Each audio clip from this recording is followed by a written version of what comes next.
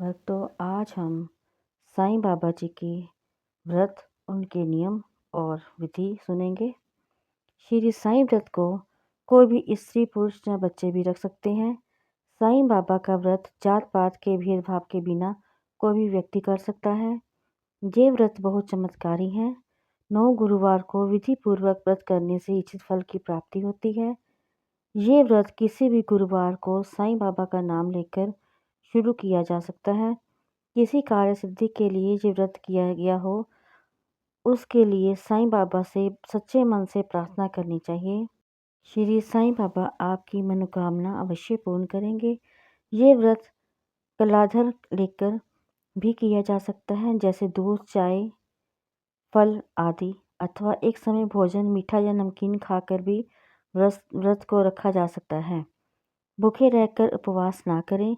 व्रत वाले दिन सुबह या शाम को साईं बाबा की फोटो या साईं बाबा का सिद्ध विसा यंत्र की पूजा करनी चाहिए। पूर्व दिशा की ओर आसन पर कोरा पीला कपड़ा बिछाकर उस पर श्री साईं बाबा जी की फोटो रखकर वह साईं यंत्र को स्वच्छ जल से पोंछकर स्थापित करें।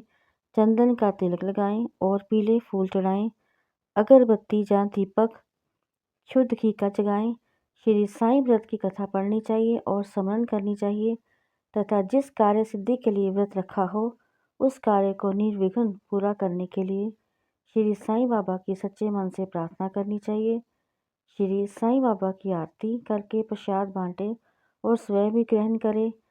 प्रसाद में कोई भी फल, मिठाई अथवा घर में बनाई खिचड़ी बांटें।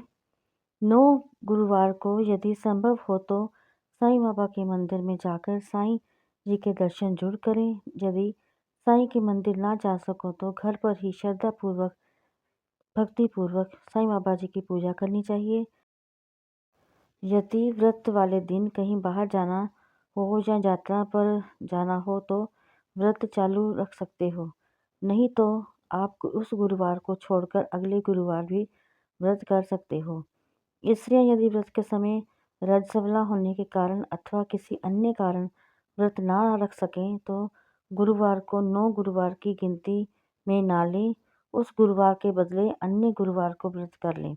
9 गुरुवार का उद्यापन करें। एक बार मनोकामना अनुसार व्रत पूर्ण करने के बाद फिर मनोकामना कर फिर से साईं जी के व्रत शुरू कर सकते हैं।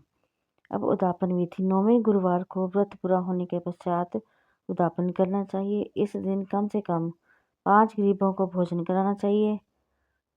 बाबा के व्रत के उद्यापन में अपने आस पड़ोस, मित्रों, सगे संबंधियों को साईं बाबा की महिमा तथा व्रत का प्रचार प्रसार करने के लिए श्री साईं बाबा व्रत की कथा की पुस्तकें भेंट में दें।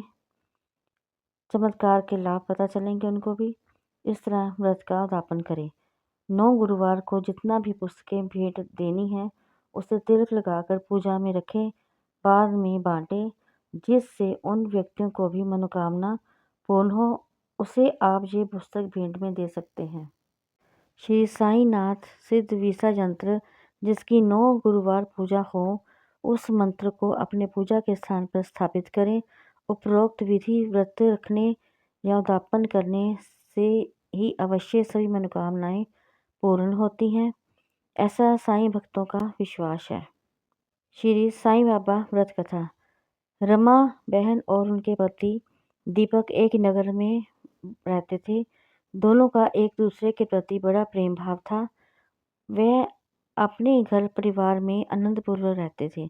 दीपक भाई का अच्छा खासा कारोबार था, परंतु उनका स्वभाव बड़ा कठोर था।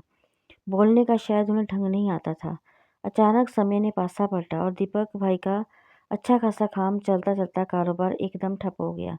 अत्यधिक घाटा होने के कारण उन्हें व्यवसाय में पूरी तरह से बंद हो गया और समय के हाथों में विवश होकर घर पर बैठ गए। इस कारण उनके स्वभाव से पहले से ज़्यादा उग्रता आ गई।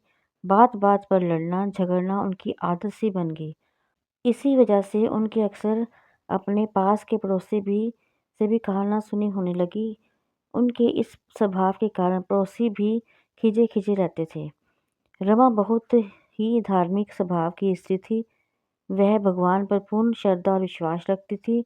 इसलिए शायद बिना कुछ कहे सब कुछ चुपचाप सह लेती थी। उन्हें विश्वास था कि ईश्वर एक दिन कोई ना कोई रास्ता अवश्य निकालेंगे। एक दिन दोपहर के समय रमा बहन के घर एक वृद्ध साधु महाराज के घर पर आए।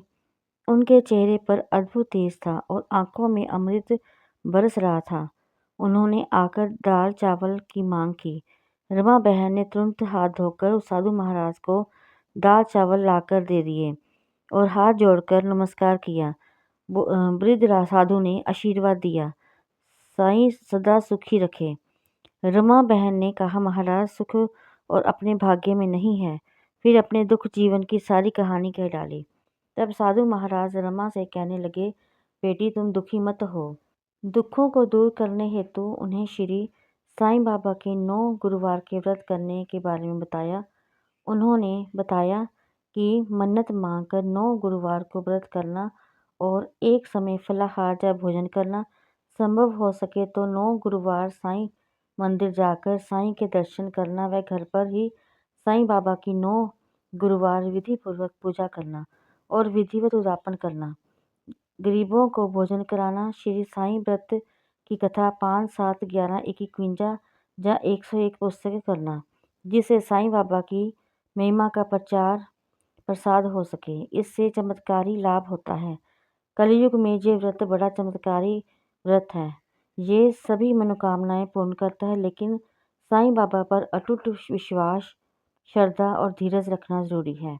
व्रत को करते समय मन में किसी प्रकार की कोई ईर्ष्या, द्वेष नहीं होना चाहिए।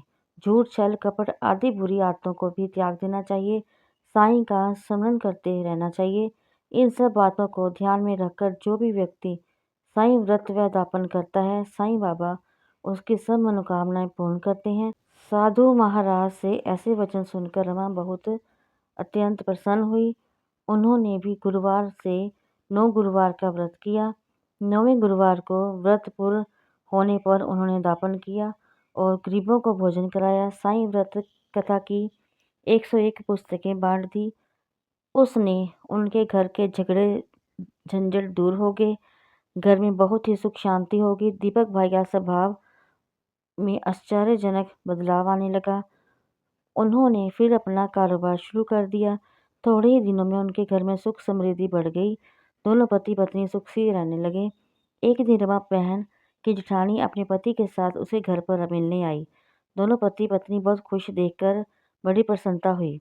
उन्होंने रमा से पूछा कि जीवन में चमत्कार कैसे हुआ।